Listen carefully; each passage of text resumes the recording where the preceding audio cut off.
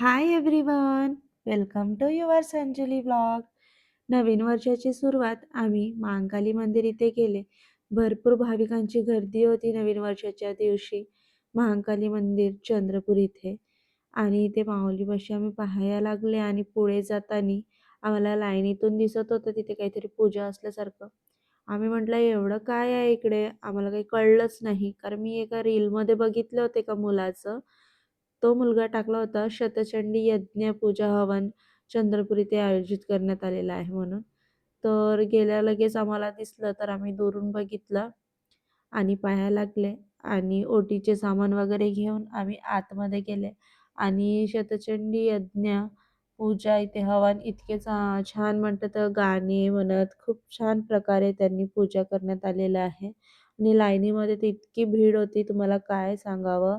आम्ही आरतीच्या टाईमवर पोहोचले होते आणि भरपूर भाविक असल्यामुळे आरतीला वेळ लागत होतं आणि इकडे पूजा हवन पण चालू होतं त्यामुळे खूप वेळ थांबवण्यात आलेले आहे.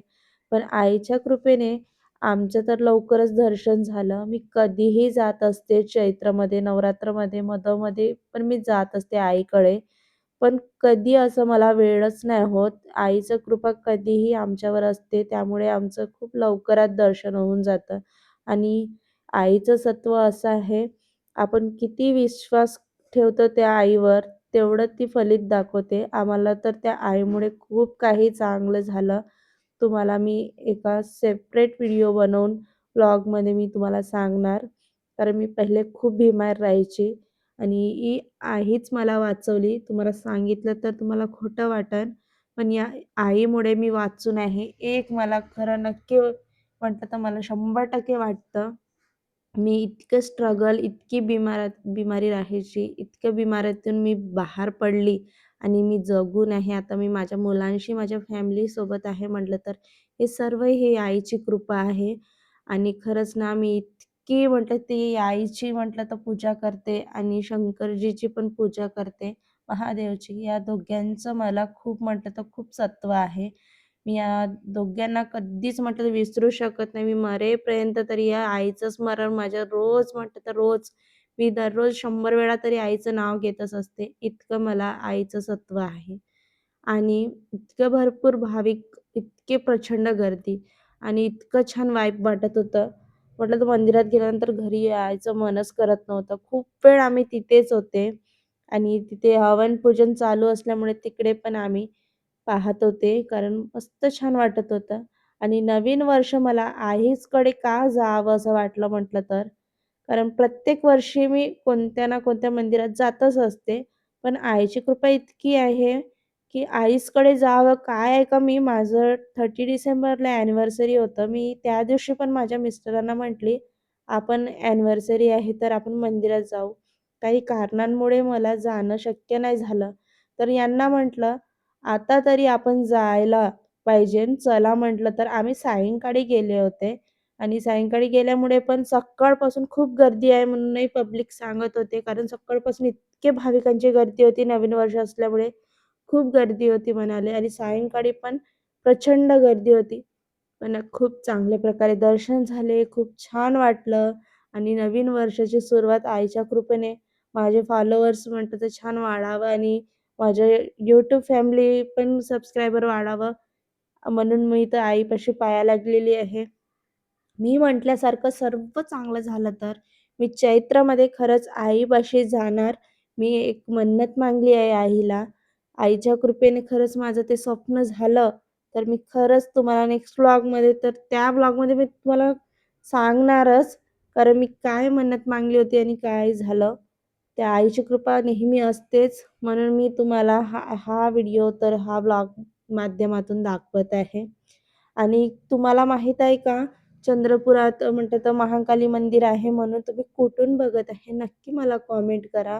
कारण नाही बघितले असेल तर एकदा नक्की व्हिजिट करा आईकडे येऊन. खूप छान वाटतं आणि खरंच ना, मी म्हणजे प्रत्यक्ष सांगूही शकत नाही इतकं छान. आणि मी तर फर्स्ट टाईम असं व्हॉईस ओव्हर देत आहे. नाहीतर मी असेच व्हिडिओज बनवत असते. व्हॉईस ओव्हरमुळे कसं मला म्हटलं तर बोलायला थोडं हे होत आहे. आणि जे इथे शतचंडी यज्ञ चालू आहे ते देवीला ठेवण्यात आलेलं आहे. या देवीला बघता पहिले आईला मी दुरून म्हटलं तर व्हिडिओ काढत होते तर आईचे डोळे स्ट्रेट दिसत होते आणि मी आणखी एक व्हिडिओ इतकं झूम करून काढलेली आहे. ते आईचं जे बघायचं जे दृष्टिकोन आहे ते सर्व म्हणतात माझ्याचकडे बघितल्यासारखं वाटलं आणि माझ्या अंगावर एकदम काटे आल्यासारखं वाटले. शपथ सांगते, कारण मी इतकी झूम करून काढली आणि मी माझ्या मिस्टरांना पण घरी आल्यानंतर सांगितली. मी आईचा व्हिडिओ काढताना ते देवी माझ्याचकडे असं बघितल्यासारखंच वाटलं हसत म्हणून आणि मी खूप झूम करून व्हिडिओ यांना दाखवला. तर यांनी म्हटले, "हो, खरंच." म्हटलं, "तर बरोबर म्हटली तू. आईचं लक्ष आपल्याचकडे असल्यासारखं वाटलं." आणि तुम्ही बघू शकता, की आई कुठेही कोणत्याही कोपऱ्यात असू द्या, आईचं लक्ष आपल्यावर राहतच. आणि मला तर ना खूप म्हटलं तर सुंदर वाटलं. यावर्षी तर शतचंडी यज्ञ हवन यांनी ठेवण्यात आलेले आहे आणि तेलुगू पंडित लोकं आलेले होते. त्यांनी तेलुगूमध्येच खूप छान प्रकारे पूजा केले आणि खूप छान वाटलं. आणि आजचा तर व्लॉग तुम्हाला कसं वाटलं नक्की डेफिनेटली कमेंट करायला विसरू नका आणि नवीन असाल तर नक्की फॉलो करा. बरेच लोक माझे व्लॉग बघतात, पण काय आहे माहीत नाही. कमेंट म्हटलं तर मला कमेंट नाही केलं तर चालेल, पण एक लाईक आणि सबस्क्राईब करून घ्या. असे छान-छान व्हिडिओ तुमच्यापर्यंत पोहोचतच राहतात. त्यामुळे मी म्हणत असते, जेव्हा पोस्ट टाकते तेव्हा तुमच्यापाशी लगेच म्हटलं तर नोटिफिकेशन येतं. म्हणून मी म्हणत असते, की तुम्ही सबस्क्राईब करून घ्या. सबस्क्राईब केल्यामुळे कसं, जेव्हा पोस्ट टाकते पहिले तुमच्याचकडे पोहोचतो हा व्लॉग. म्हणून मी नेहमी व्लॉगमध्ये म्हटलं तर सांगत नसते, सबस्क्राईब करून घ्या म्हणून. आणि खरंच ना मी अशी विचारही नाही केली होती, खरंच माझे सबस्क्रायबर वाढणार का? म्हटलं मी कसं मोठे हे ब्लॉग जास्त काही टाकत नाही, जास्त तर मी शॉर्ट्स टाकत राहते.